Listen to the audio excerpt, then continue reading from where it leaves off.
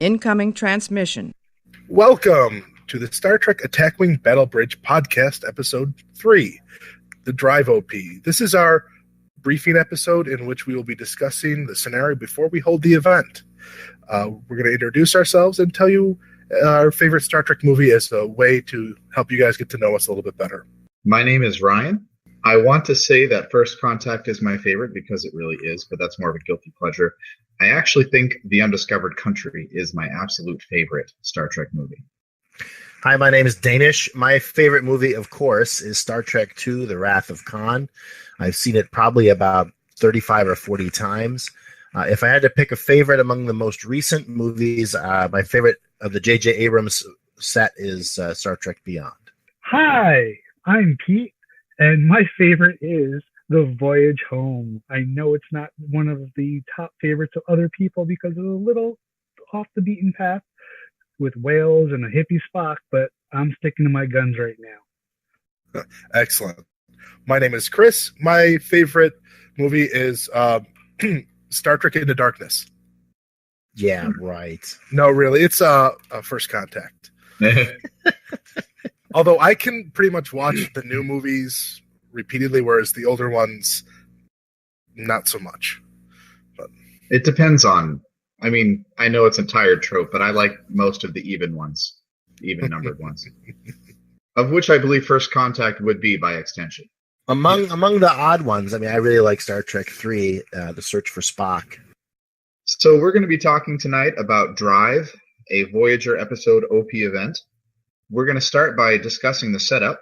We're going to go through all the rules as they appear on the WizKids sheet, and then we're going to discuss each section as they come up. So with setup, there are 2 objective tokens that are placed center between west and east on the playing field, and each objective token is 12 inches from the border, which actually puts them, because of the width of the tokens, a little bit closer together. The opening between them, the space between them, is a little less than 12 inches. So that's actually an important thing to remember as you're planning your maneuvers.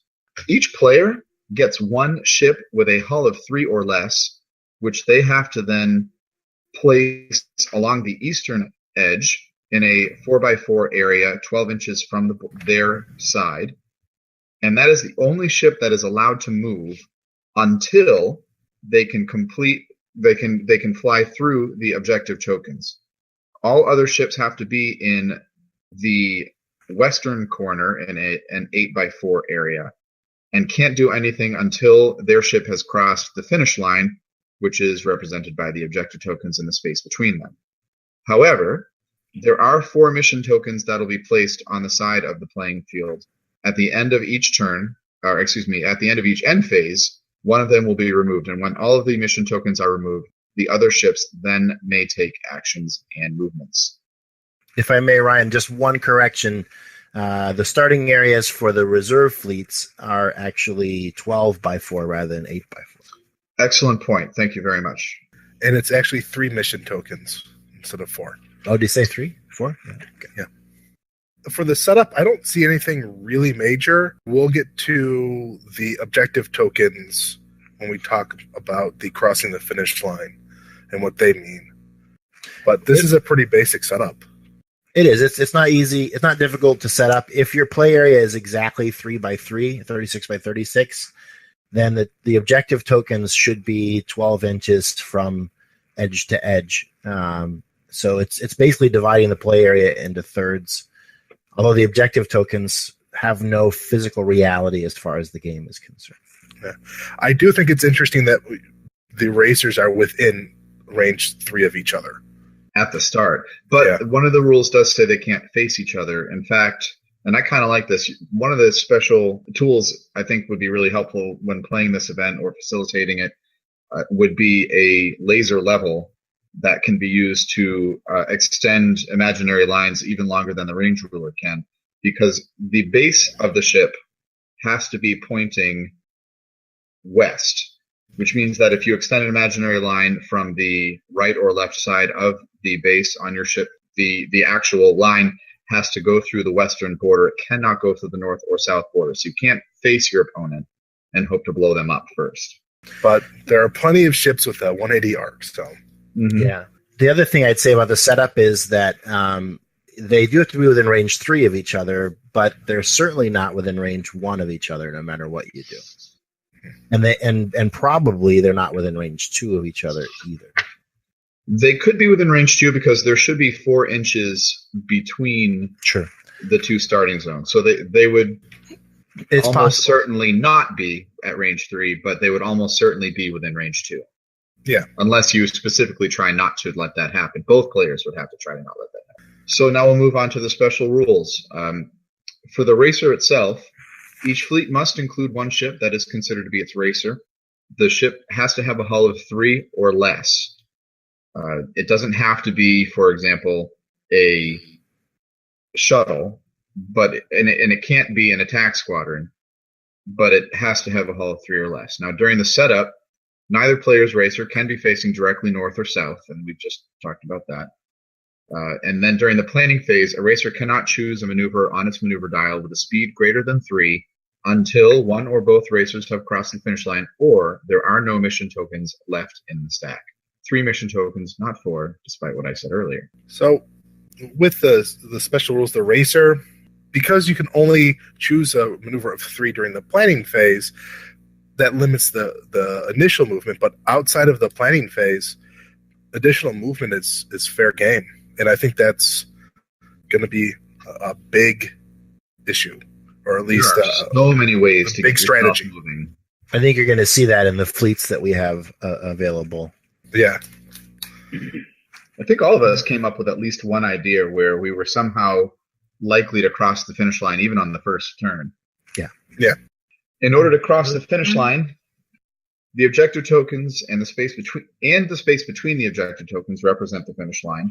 These are not obstacles and are treated only as points in space. In other words, they don't offer protection for defense, and they cannot be crashed into. When a ship executes a maneuver in which either the template or the ship's base physically overlaps one of the objective tokens or the space between the objective tokens, it is considered to have crossed the finish line. As a note, if a ship ends up beyond the objective tokens, but neither its maneuver template nor its base overlapped the finish line, that ship is considered to have not crossed the finish line. So you can't go around it. You have to go through it. Yeah, and you can't warp jump past it. I was going to say, you can't bop over it. You can't warp jump past it, but you can warp jump between it and nick the corner of it. So that actually definitely is a strategy that I think I have 2 fleets, and one of them employs that. I think 3 of us have fleets that make use of something along those lines. The drawback, and I guess we're not talking about our fleets yet, but the drawback of warp jumping onto the line is that's going to take you more than one turn. Or at least you're not going to be warp jump, you'll be placing it back in during the end phase. So that ship will not cross the finish line first if the other fleet has a way to get across the line in the first turn.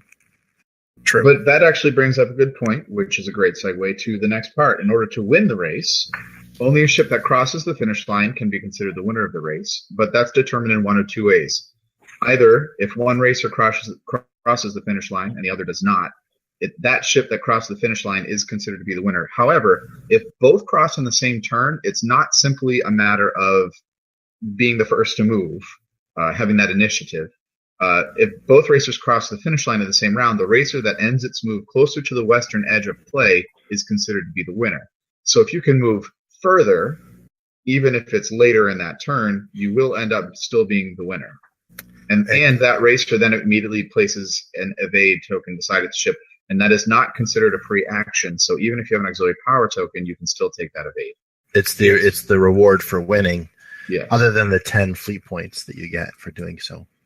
So the reason for that, I'm guessing, is that if you are the winner, which means you're closer to the western edge of the play area than your opponent, you're almost certainly going to be in your opponent's forward firing arc. So they're taking away the disincentive for winning. I kind of wonder, is this an example of WizKids play testing their OPs? I'm going to guess that it is. I'm going to say no. Simply because if they had, this would be a different OP. You know, I had agreed with that, Chris. I have a list of cons, pros and cons, that as long as my arm. But I actually found 3 really good pros to this OP. And I suppose this is as good a time as any to talk about them, since we're talking about the special rules here. So if you don't mind, I'd like to share those. Sure. That's what we're here for. Well, I was trying to think, people who go to OPs a lot see the same ships. And, it's the same thing in any competitive game like this, Magic the Gathering or a Pokemon or, anything, Warhammer. You see the same strategies, the same things. It seems that everybody follows what happened in Worlds the past time and builds their deck based around that, or their fleet based around that.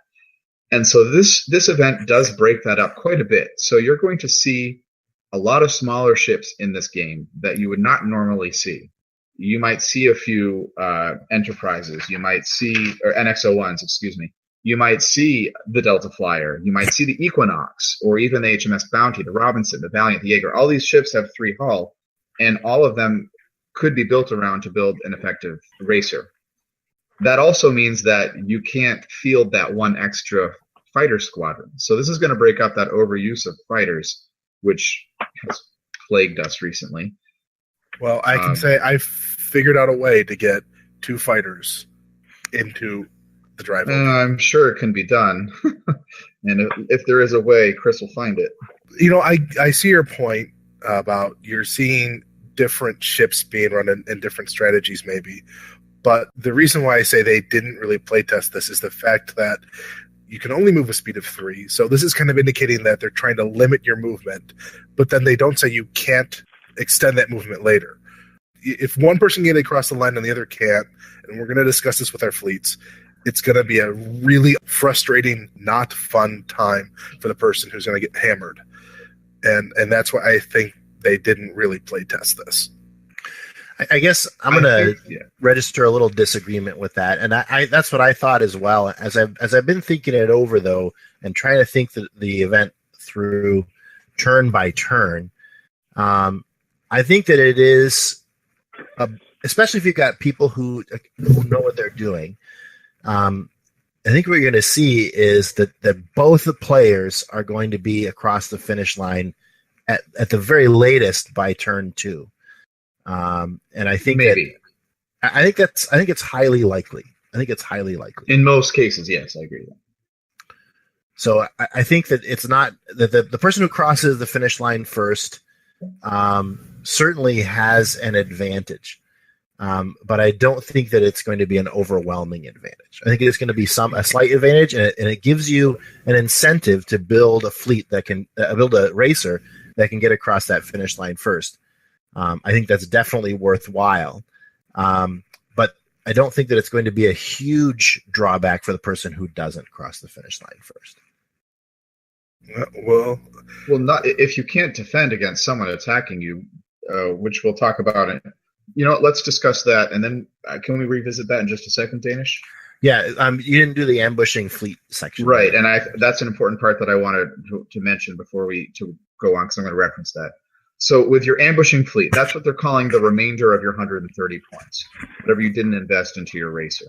So the rest of your ships go into your western corner in a 12 by 4 area, 12, not 8, sorry. And this is the actual text of the OP rules. Neither player's ships, other than their racers, can do anything until the racer has crossed the finish line or the last mission token is removed from the stack. Now that's huge, because that means you can't move, but it also means you can't attack and you can't defend. Right. So if someone were to cross first and somehow prevent your racer from crossing, they get 2 free turns to get across the board and start attacking you, and you can't even roll defense dice. So that's a big deal. After your racer crosses the finish line, that player may use the rest of his ships as normal. But it does say in a note that it is possible for one player to be able to use all of their ships in a round while the other can't. And I agree with you to an extent, Danish, but I still do think that Chris is pretty accurate, and it could really be a bad day if you can't get your racer across the board on that first turn. And I looked at, it's not one of the builds that I have that I'm going to present today, because I don't know that I like where it is. But I think that one of my builds would be, I get across that line, I am going to absolutely prevent you from getting across that line and blow you up. And then and my other 2 ships will be over across in a turn, maybe 2, firing at your ambushing fleet. Mm-hmm. Nobody's going to have fun playing against me with that. Right. So, indeed. One of my fleets that I am presenting today does that. It has its susceptibilities, of course, but they're rare and they're limited to one Chris Kajewski favorite. Yes, Jennifer Sisko. Mm-hmm. I don't have all the control cards that you guys have, so maybe I'm not seeing it. But typically, the ships with 3 or fewer hull have a lot fewer slots to plug upgrades into, and I think that's sort of a limiting factor to what you can do to both control and destroy your opponent's racer. I think if you control it, you don't need to destroy it. You just need to set it on a path that it can't right itself in 3 turns on. Yeah, that too. Which features into one of the builds that I'll present in a little bit. A Ferengi build. Well, one of the ships is Ferengi, I know. It's close enough. All right. All right, so as an objective, moving on. As the objective, you are to destroy all of your opponent's ships. However, if you are the winner of the race, you do get an additional 10 fleet points, which could play into it, but it probably won't too much. Yeah, I mean, if you with builds that are trying to get you across the line in a turn, if you really want those 10 extra points, you can add a automated distress beacon and move an extra 2 to make sure you're farther than your opponent after you've crossed the line, if you are desperate for those 10 points. But I don't see those 10 points being the goal so much as getting your ships free. Certainly, if you're able to destroy all your opponent's ships and you get 130 points, that's going to make up. You're typically going to do a lot better than plus 10 over your opponent. I wanted to talk about how this OP represents the actual episode. I bit the bullet and I watched the episode, and I read through this OP event before I watched the episode, so I was really expecting like there to be an ambush happening or something that really represented how they put this OP together, and I was very disappointed in the episode, but really I should say I was disappointed in the OP for not representing it so well. Yeah, I was expecting that too. I watched it today just so that I could be prepared for, this whole shindig. And I was surprised too. It was a terrorist episode. It wasn't a lie in wait. I don't know. It was interesting. That's not to say I didn't like the episode, but again, the mechanics of the game are such that if we're going to have 130 point builds, they can't just have, bomb on bus situation. You have to have, sorry, that was a Keanu Reeves reference for anyone who's picking up on their 90s. There's a bomb on the bus. Yeah. If it goes faster than 50. Yeah, if it goes faster than 3, it blows up. What? That's probably exactly what they were thinking when they came up with this build. Well, I looked at this and I'm like, how can I represent this episode? Have your fleet start in those corners, in the western corner, and then having a ship token or mission token moving towards that finish line that you have to get to and, let's say, perform a specified action to stop it from blowing up. And if you don't do that in a certain amount of time, it blows up and deals damage to everybody. Because apparently, similar to self-destruct sequence, you mean? Yeah, if the Delta Flyer blew up in that episode, it was going to destroy everybody in that area.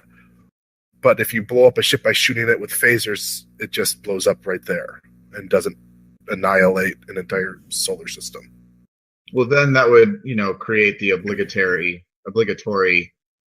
You must have one male and one female crew on each ship, on your racer, which are going to be proposing to each other and having a giant fight and stopping the race completely. Again, I don't have the proposal card in my collection, so that would be difficult for me. Oh, it comes in the same pack as tea Earl Grey hot. I don't know. I'm pretty sure it comes in the prize pack for this, as far as usefulness About goes. as usefulness, yeah. I came up with this idea. So, build ideas. One of my favorite parts. I have a feeling, because I was doing a little bit of meta thinking here, that there are going to be 4 main ideas for fleets that you're going to see, 4 main strategies. I think that the most obvious one is to be the fastest racer. It's the one that's going to actually follow the rules of the OP without being extra cheesy. However, I don't see it being completely successful for reasons we'll come up in a little bit.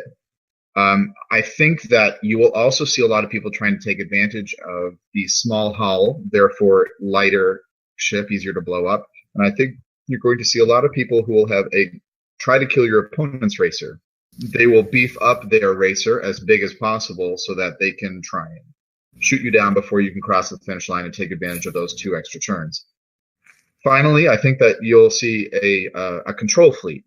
You'll find a racer that will try and make you go where you don't want to go so you can't cross the finish line.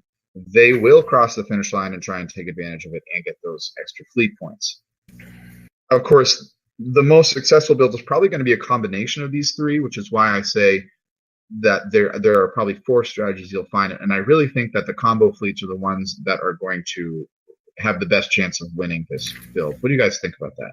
Yeah, I have a feeling that it's going to be a cross between control and getting over the line first, because there are so many ways to move farther, and some of them will even affect the damage that can be dealt to your flyer, your racer ship.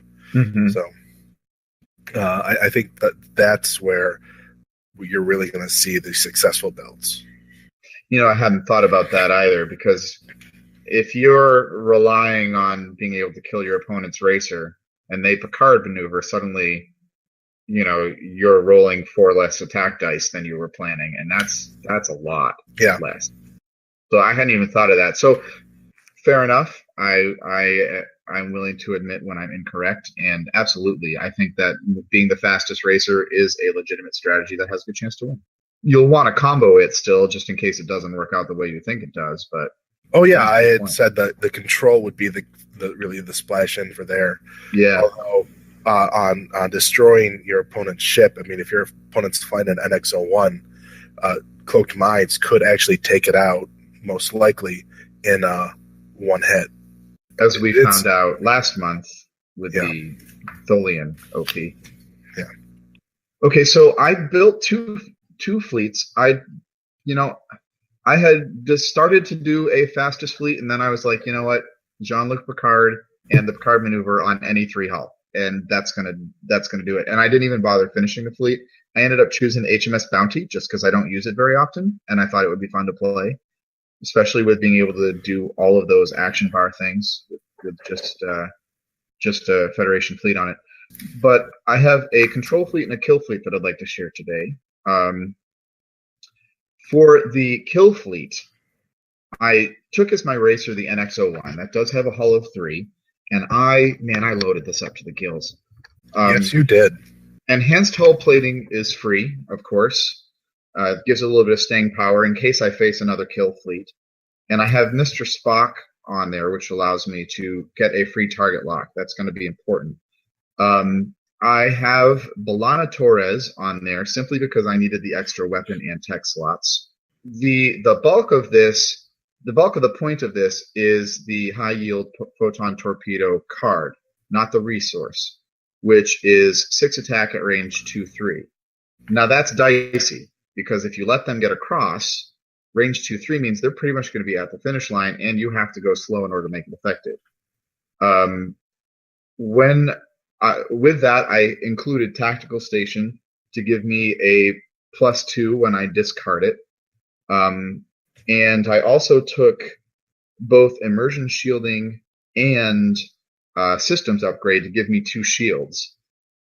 With those 2 shields, I would take Montgomery Scott as my final crew, my final ability to take anything really on this ship. Disable both of those shields to gain 2 additional attack dice. So I'm looking at 9 dice with a battle stations, which is pretty big. Yeah, that's huge. To try and take down the racer in one shot. hull of 3. That means it doesn't have a lot of shields, most likely. And that's a pretty good chance of blowing up a ship, even if I'm rolling 4 less with a Picard maneuver, assuming it's still in range 3 at that point. You also have cloaked mines on there, by the way. Oh, yeah. Geez, how could I forget? I took cloaked mines with the intent. Now, for some reason, I thought that it couldn't be at range 3 of my opponent. And then rereading the card, I was like, oh, range 2, this is a piece of cake.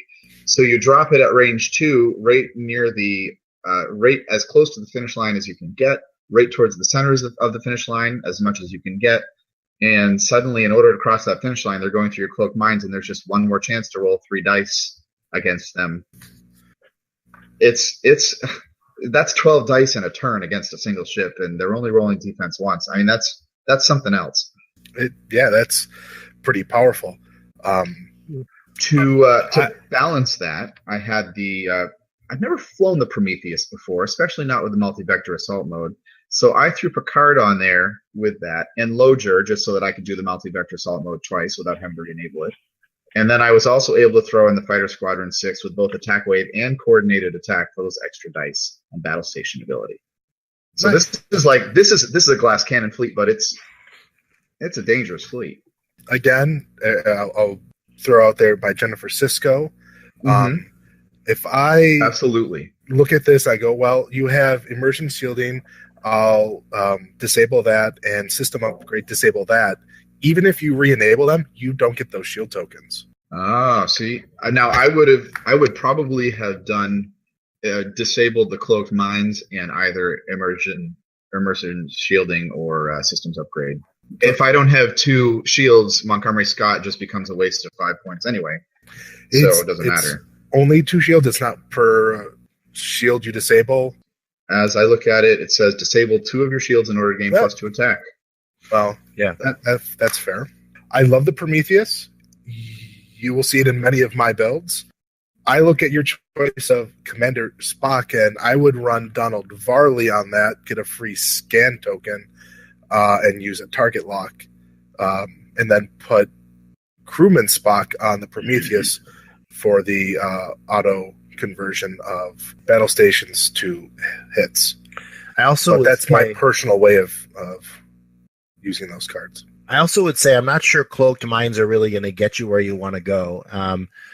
You're placing cloaked mines during the planning phase, and that means that especially if you're doing it at first turn, it has to be within range 2 of your ship. Yes. So range 2 of your ship, cloaked mines are not going to be anywhere near the finish line. They're going to be not even halfway to the finish line. No. But if you put them at range, range 2, and your opponent movement. I actually just listened to another podcast. I listened to State of Federation. They talked about cloaked mines. If you do a movement of 3, that's going to put you into those cloaked mines, that area of effect. So cloaked mines is great. It could take out an NX-01 in one roll. So then you're placing the cloaked mines over near your opponent's ship. But where are you going to put it? You can't put it within range. You can't put it within range 2 of an enemy ship. It has to be within range 2 of your ship. And if you're placing it during your first planning phase, there's not really any place you can put that except maybe midway between your 2 ships, north to south, and range 2 up in front of you. Right. Yeah, now, if I might ask a question, only a tip of it has to be within range 2 of the ship, correct? It can extend beyond range 2. Correct. Yes. So if I do that, and because it makes kind of a crescent shape, if I can reduce the shape of that wavy shape of it, it makes kind of a crescent shape. So I take that little bit that sticks out on the one end, like the stem of a banana, and I place that in my range 2 circle, and kind of curve the banana around your range 2. That will kind of brings it toward your flight path, and you will almost certainly pass within range 1 of some part of it on your way to the finish line. So I will at least get the 1 on that first round. Okay. Definitely. I think that in some cases we're going to see cloaked mines on top of cloaked mines. So each player has them doing the exact same thing. This could be a really ugly OP. Yeah. I think I have to do some rethinking on fleets and strategy here, because I was just thinking, hey, I've got cloak, I can sort of shift and move, but yeah, I'm not getting anywhere near the finish line at this rate. Solid build for that kill fleet. I mean, as with any fleet, there are gonna be ways to counter it. Absolutely. The best way to counter a kill fleet is going to be, however, a control fleet. Yeah. I have a Corbinite maneuver. I have one more comment on your kill fleet. I would suggest the Hideki fighters to put Gaylor class phaser banks on them rather than Squadron 6, so you get in range 3. Because you're only at range 2 with the. I was thinking about that, fighters. but I want those battle stations with all those dice. I felt that outweighed it a little bit for me, which is why I chose the Fed 6. So that's that build. Now, in terms of the control fleet, I actually went out and purchased, just in case I decided to play this, Quark's Treasure, because I think that this is probably a really good chance. Now, again, it is very susceptible to Jennifer Sisko, which is really making that card a lot more essential for this particular build, or this OP, excuse me. One of the things that I like about Quark's Treasure is you don't assign a faction penalty to any crew or tech. So I throw B'Elanna Torres on there, and suddenly I've got an extra weapon and tech slot that I did not have. But I actually don't even need them, because I'm going to use the Thought Maker to make you do a hard 2 away from me. So you can't attack me, therefore your kill fleet is negated. And you also are not facing the finish line. And by the time you're going to be able to right that ship and get it pointed in the correct direction, it's almost certainly going to be over. However, that didn't really get me across the finish line, so I threw Inversion Wave on there. Now, this is what's great about Inversion Wave as compared to, say, Warp Jump or Transwarp Conduit. This occurs instead of a normal move. So I'm removing myself during the movement phase, and I'm placing myself during the movement phase. And it has to be within range 1-3 of my current position, but I can get myself to the finish line on that first turn if I set up exactly 4 inches away from the eastern border. Very nice. Yeah, I looked at that like, wow. Even if I try to use a control fleet on that, you can't do it. Now, that's the other thing. I took the Ferengi generic captain because I want to make sure I'm going first. If anyone gets to go first, this fleet doesn't work. But if I get to go first, and with such a low Ferengis, like I think the only ones after them are Vulcan and Mirror, I believe. So Ferengi is so low on the list, and I have a 1-skill captain. I will go first. I will change your maneuver, and then I will warp jump, and it will be over for you. Definitely going first is pretty key in this OP, I believe. Yeah. Now, a comment on Quark's Treasure. You're using B'Elanna only for the tech, right? Because you don't have a weapon on the ship. I can't remember now. And now I actually had initially had other cards on there that I took off so that I could fit 3 additional ships. Because so I've actually I would probably readjust that, take B'Elanna off, and if you don't, you actually need a tech slot.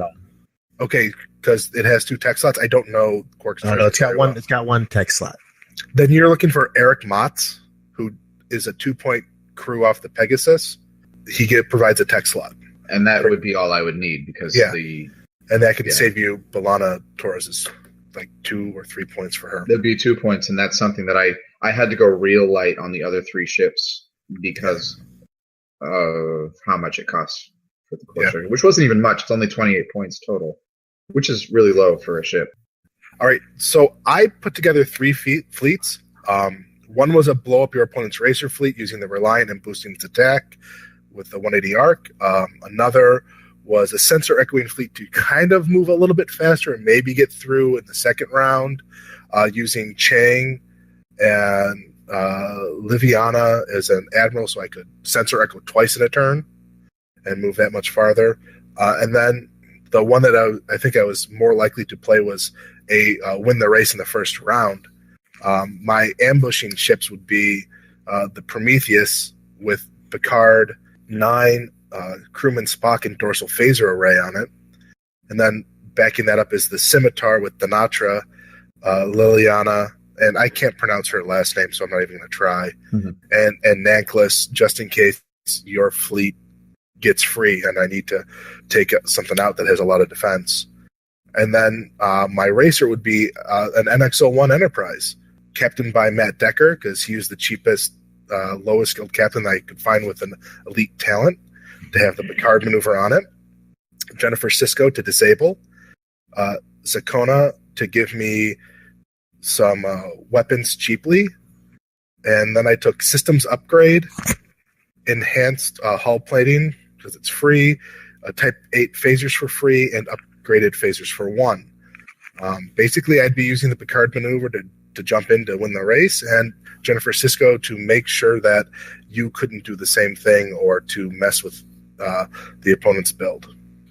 I actually, interesting, in my build, which I'll get to in just a bit, I have a better option than using Matt Decker as the captain for what you want to do there.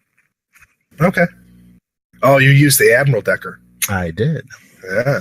Well, you're up next. Well, does anyone else have a comment on my... The only thing I would say is if you are going to use a sensor echo fleet, you're going to want to try and turn about 45 degrees, actually angled toward your opponent. Then when you sensor echo 2, you're jumping as far laterally west as possible with each sensor echo. Does that make sense? Absolutely. Oh, yeah. Good point. I thought you had to hit the token directly, though. No, you just have to pass any part of it over in any... okay. Yeah. You have to pass. You can overlap the objective tokens, or you have to pass at some point between them. There's plenty of different options. Okay.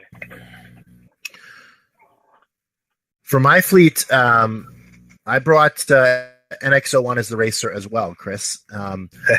That's all three fleets so far with the NX-01 as the racer. Yeah. It's a great choice, and it's a great choice because it's of its ability to absorb damage, and it's cheap. It's a cheap ship that can absorb a lot of damage.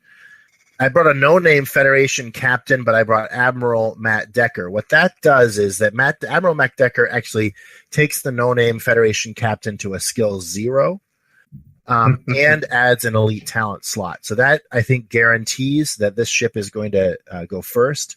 Which is a very important thing to be able to do in this event. So no-name captain, Admiral Matt Decker, reduces his skill to 0, or her skill to 0. That was actually my son Timothy's idea, and I thought it was brilliant. Matt Decker as Admiral gives me a elite talent slot, so I get Picard maneuver, which it gets me across the finish line in the first turn. I took Eric Motz in order to give me an extra slot, and of course Jennifer Sisko, so I can muck with my opponent's racer as well. The idea of Jennifer Sisko is to prevent my opponent from either messing with me or getting across the finish line in the first turn. I took micro power relays in order to beef up the NX-01's ability to handle damage, and enhanced hull plating, of course, which is free, and upgraded phasers, just to give it a little bit of teeth there. My reserve fleet starts with the USS Enterprise A with Jean-Luc Picard as its captain. Preemptive strike gives the Enterprise A an additional attack. The idea here is I've crossed the finish line first. I'm going to use the Enterprise A with warp jump to put the Enterprise A right near my opponent's reserve fleet. And then that'll be in turn 1. So in turn 2, the Enterprise A will move forward a little bit and will be able to preemptive strike, throwing 3 dice against my opponent. USS Enterprise A with additional phaser array and upgraded phasers gives me 4 or 5 attack dice for my main attack, and then with additional phaser array, I'm throwing a 3rd attack against the undefended fleet at -2 attack dice. So the Enterprise A is basically throwing 10 dice in 3 attacks at the undefended fleet of my opponent in the second turn. USS Defiant, the Constitution class Defiant 1764 is my 3rd ship with Jonathan Archer as the captain. Make it so as the elite talent that Archer is carrying. Mirror Sulu gives me a free target lock. Basically, Elizabeth Shelby allows me to reroll blanks on defense. Dorsal Weapons Array gives me a 360-degree firing arc, and upgraded phasers also beefs up the Defiance primary weapon value. I'm taking the auxiliary power resource as well because auxiliary power resource is such a flexible, cheap way to do either attack or defense as necessary. I found it to be a fantastic resource. I really highly recommend it. It's a pretty solid fleet, Danish. Yeah. So the thing that I see here is Jennifer Sisko. Love that card. Absolutely. I hate it. Yeah, me too, because I don't have it. That's why. So you have Jennifer Sisko in your fleet. I have Jennifer Sisko in my fleet. They're on the same ship. Yeah. All right. How do we determine which one takes effect first? That's a good question. So, is it captain skill? Well, first it goes to who spent the less on their fleet. If you spend less, you have initiative. We're both at 130. Then it says check page 18 in the rule book. And I'm looking at it, and the best I can come up with is it goes by captain skill, and the higher captain skill would take effect first. Higher captain skill goes first. They have initiative. So the way initiative works is for this, so the higher captain skill would take effect first, and then I would get to use mine because I have a skill of 4. Because you've got Spock. Or I have Captain Decker. I took Captain Decker. So my captain is better than your admiral, even though he's the same person. And I would look at this going, okay, disable Picard maneuver so you can't jump, and then then you're Jennifer Sisko, so I get to keep all my stuff. Right. Sure. And other than that, that's the only flaw I see here is that a Jennifer Sisko can hit it. And if you would put the Jennifer Sisko on your USS Defiant and maybe and if you had room for it or could swap things out, that would allow you to, now I have to figure out, do I worry about your Jennifer Sisko or do I worry about what do I do? Because that'll change the entire nature of. But if I put Jennifer Sisko on the Defiant cannot do anything until my racer has crossed the finish line or the third turn has completed. So does Jennifer Sisko get to do what she does if the Defiant is basically immobile over on the other side of the board? So Jennifer Sisko takes effect early, before during setup.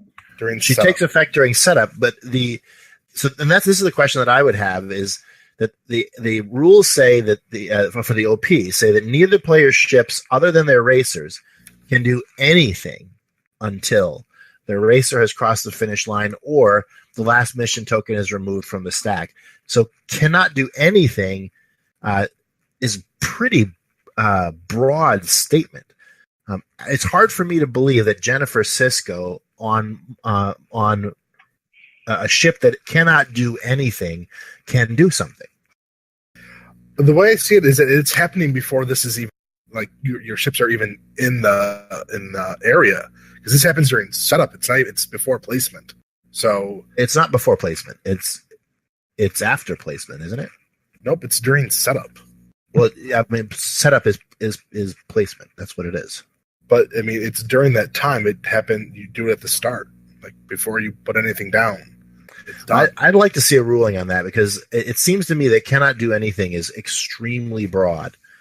Oh, here's what it says. Okay, I'm looking at Jennifer Sisko. At the start of the game, after setup. After setup, fair. Target one enemy ship anywhere in the play area and disable up to 2 upgrades of your choice on that ship. So it's then after setup. My mind, and actually, I think I agree with Danish then. If it happened during setup, I see Chris's side and agree with that because the ships are being set up. If the ships can't do anything, they couldn't be placed on the board, but they are placed on the board during setup. However, since Jennifer Sisko specifies after setup, so setup is complete, but game hasn't started, it's like purgatory. I actually think I have shifted back to Danish's side on this. I would say that unless Jennifer Sisko is on your racer, she cannot perform her actions. So yeah, Jennifer Sisto doesn't work if she's on a ambushing ship. But I want to hear about Pete's build. Oh boy, do you know? I don't know if I want to hear about it anymore. So I think this build is going to put me in dead last place here, because I was thinking the slide fleet like Chris was, with when you move to the sides when you're cloaked. Sensor Echo. Sensor Echo. Sorry, that's the one I was looking for. I was thinking, oh, hey, there's this neat little thing where when you sensor echo, you don't have to go straight across. You go from the top and then you move up a little bit. And so you actually get a little bit more movement going, because I don't have those neat little cards that say, hey, you can, go faster or jump or what have you. Those don't come with the Klingons. They don't seem to be very fast. I go 3 and then I discard it. Everything is discarded when I go 3. Speed has no honor. Yes. I mean, I would not be surprised if the Klingons to move 3 had to discard or dump their warp core at this point. The rest of my fleet is pretty much mirroring the last fleet that I played with the Zindi. The only substitution being the IKS Rotaran as my racer with Captain Chang for 4 points. Let's see. What did I have? So the Rotaran has a neat little thing. Perform a second maneuver on your maneuver dial with a speed of 1 or 2. But nice. I would need to place an auxiliary power token. And Captain Chang, during activation phase, if your ship is cloaked before you move, you may perform an additional sensor echo action with a 1 maneuver template as a free action. So you take your free action first and then do the action that gives you the auxiliary power token, because you can take your free action prior to your turn, your actual action. Right, but to continue with his text here, but if you do use his ability, which isn't an action and not a discard, I can't believe it. You may still perform your regular sensor echo action after you move. So, challenge with that, I think, is that you don't start the game cloaked, so you'd have to use your ship action to cloak yourself. Right, of course. It wouldn't take effect on the first turn for right. For the second sensor echo, but I was thinking, hey, you know what? Cloak first turn, sensor echo. Next turn, move speed 2, and then I would get ahead at least, by a nose. Right, by a nose. And then the next turn, I would move 2 to get rid of the auxiliary, because for the Rotaran, 2 forward is a green maneuver, and then I can move 4 forward. 4 forward on the movement templates, and then have 2 slides, two sensor echo for the turn. Honestly, I wasn't even. I totally forgot. Like warp conduits and all that fun stuff. I don't have Borg, so I don't have warp conduits. When I look at your fleet, Pete, I think your reserve fleet or your ambushing fleet is excellent, and I think is going to be hard to deal with. Mm-hmm. But I think that your racer is not going to get across the line if anybody has warp jump or one of those other or Picard maneuver, not warp jump, but if they've got Picard maneuver, I think that's going to take them across the line first. That brings up. Oh, sorry. Go ahead. I was just going to say, Danish, that brings up a really good point, because so much, everything that all of us have brought up today, with the exception of Pete, has basically been the first turn. But there's so much more to this particular game than the first turn, even in this OP, which is very first 2 or 3 turn heavy. Yeah. And that's in the long term, Pete's fleet stands a really good chance of beating us, all Right. three of us. Right. In the short term, it doesn't stand a chance, but in the long term, it does. And that's not something to just, kind of push under the rug. That's a legitimate thing that I didn't even think about. So, Pete, commendations, man. Yeah, as long as he can get his fleet free, right. That's a the lot thing. of us are going to be in danger. I mean, our backup ships in a lot of cases are jumping across the board to get shots off right away. Right. In some cases, I think Danish is firing 14 times in a round, 2 ships. So, yeah. So I mean, Chris, looking at Chris's fleet, Chris has 2 ships in the ambushing fleet. I've got 2 ships in the ambushing fleet, and Pete has 3 in his ambushing fleet, and they're throwing good dice. So if Pete can get his ambushing fleet loose, then Pete's got a good chance of winning the game. But if Pete can't get across that finish line in the first 3 turns, or even the first turn, I would say, then Pete's ambushing fleet is going to face some difficult times in the second turn. And you do have general orders, Pete, as well. So that's going to give you that one free action there in that first turn, which is going to help you out, at least with staying power, until you can get across the finishing line. Right. General orders is the resource that gives you a 5 tokens worth of battle stations. if you're in an opposing ship's forward firing arc. Right. Yeah. So, like I said, I may have a little bit more rethinking to do on this fleet since, again, like as I was thinking racing, everyone else was like, I'm just going to teleport. Well, I mean, I've got Picard maneuver, which actually doesn't teleport, but you kind of zip through. But I think if I was you, Pete, I would rethink your racer, but I'm not sure I would rethink the ambushing fleet. You got some good stuff there. Plus, now that I know what your ambushing fleet is, maybe I can tweak mine to kill yours. So don't change it. Yeah, you guys can only use the fleets that you posted here. I get to change mine at will. Oh, this is a problem because there are like 3 cards I don't even have. That you put in your build? Yeah, I wasn't planning on flying either of these builds. Yeah, actually, I only have 2 upgraded phasers in my possession, so I use 3 in the build. So this is kind of a fantasy build for me too. And actually, just as a note, I did play test this, and I will be changing my racer from the NX-01. I think there is another viable racer to use. The Reliant, I think, is another good racer to use, especially if you want your racer to be able to kill your opponent in the first round. I think Reliant is a better choice. Yeah, that was in my kill your opponent fleet. Yeah. Yeah. So now we're going to throw it over to Pete in our news station. Tell us what's going on. Sorry, we blew our budget on so there's no news chopper. But anyway, we will be holding our Drive OP event at the Dragon's Den in Poughkeepsie, New York. Yay! It is on Poughkeepsie. It is located in Poughkeepsie Plaza on Route 9 in Poughkeepsie, New York. At 2:00. It's going to be at 2:00. Yes, it's going to be at 2:00 on Saturday, May 13th. The day before Mother's Day. Yeah, my wife is delighted that the day before Mother's Day I'm going to be playing Attack Wing. Does anybody have any final thoughts about this event? I'm personally not looking forward to it. Other than I love playing the game, I am not a fan of the scenario. The scenario has grown on me.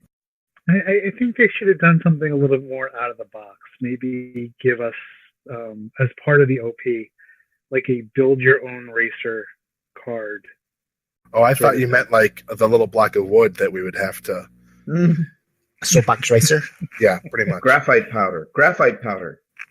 Maybe not give out a new model, but just say, here's your base, that's your racer, and you get a little card and you can choose different options for your racer. Just check them off and go, okay, I'm going to use these points to build this, that, and the other thing. Instead of having it be, I don't know. It just seems like if you have your transwarp conduit, you're going to win, sort of thing. It should have been more like a yacht race where you have to hit certain points around, you have to go through an obstacle course or something. Yeah. Everyone has to fly the Bajoran light ship. Yeah. Well, one of the things about the OP events is that they try to make them so that they are flyable by people who only own the starter set. And I guess I haven't even checked, though. Are any of the ships in the starter set hull 3 or less? No. So that's another problem with this OP. Most of the OP events are set up so that a brand new player who only owns the starter set can jump in and at least fly in the event, if not place or win. This is an OP event that does not allow newcomers to participate if all they've got is the starter set. From there, I have created a tiny URL for our website because the original web address was really long. It is http://tinyurl.com/STAWBB. And that'll get you to the podcast homepage, and you'll get to see all of the fleets and everything that we've put together, posted up there. And the good thing is, if you are computer literate, you don't even need the http:// protocol. All you need is to type in tinyurl.com/STAWBB. Our next episode will be our debriefing episode where we'll talk about how our Drive OP event went. Look forward to hearing that in the not so distant future. And come and join us if you want. We'll be at Dragon's Den. Amen. Hey, thanks for listening, everybody. If you have any comments or suggestions, you can head over to our Facebook page, Star Trek Attack Wing Battle Bridge, or email us at stawbattlebridge@gmail.com. Live long and prosper, folks. See you next time. Bye-bye. Transfer complete.